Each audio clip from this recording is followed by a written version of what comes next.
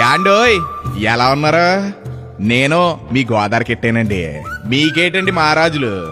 ఇప్పుడు ఎగిరెగిరి దంచినా అదే కూలి, ఎగరకుండా దంచినా అదే కూలి అన్నట్టు మనం ఎంత కష్టపడినా ఆ జానిడి పొట్ట కోసమేనండి.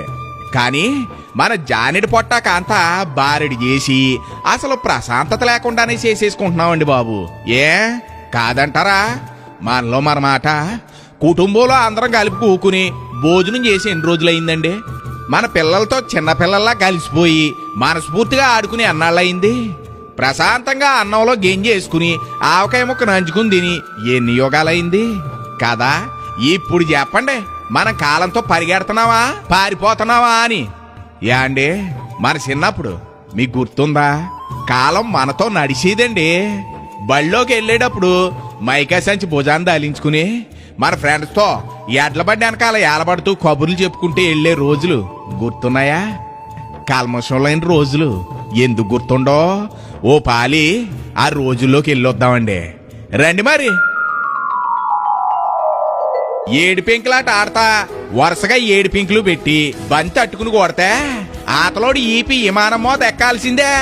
ఎంత దెబ్బ తగిలినా పగలో పతీకారాలు లేకుండా పకపక నవ్వుకుంటా ఆడుకునేవాళ్ళం అండి. ఆ రోజులు మళ్ళీ వస్తాయంటారా?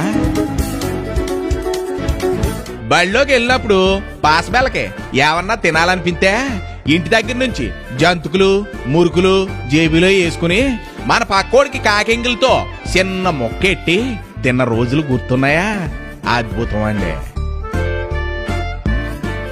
గొళికెలాట్లు ఆడేటప్పుడు మనం కోలిసే కొలతలు జాన బెత్తాలు ఇంకా గుర్తున్నాయి. ఇలా కోలిసి గొళిక్కాయని కొడుతూ ఉంటే చెట్లు పోవాల్సిందే. మరి గురి అలాంటిది. మరి తీసి పాడేసిన సైకిల్ టైర్ దొరికితే బెంచ్ కారు దొరికినంత ఆనందం. అప్పుడు చిన్న కర్రపొల ముక్కతో ఆ టైర్ని దొల్లించి పరిగెలాడుతూ ఉంటే ఆవేశం రాని రోజులండి. అక్కడ దూరం ఎంత అన్నది ముఖ్యం కాదు, టైర్ ఎలా దొల్లించామా లేదా అన్నది ముఖ్యం. ఆదివారం సెలవు వచ్చిందంటే చాలు బొంగరాల ఆటలతో ఈదులు అన్ని సందడిగా మారిపోయి అనుకోండి. అందులోనూ కలకత్తా బొంగరానికి ఓ ప్రత్యేకత ఉండేదండి. అది సీట్లలో కూడా తిప్పేసుకునే వాళ్ళం. గుర్తొచ్చిందా? మరి అది సంగతి.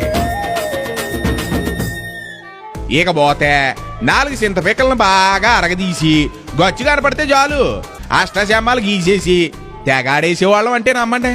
ఆ గడిలో మహత్యం ఏటో గాని ఓ పోటీతత్వంతో నప్పులన్నీ మెదుపుకుంటా ఉండేవాళ్ళం అనుకోండి.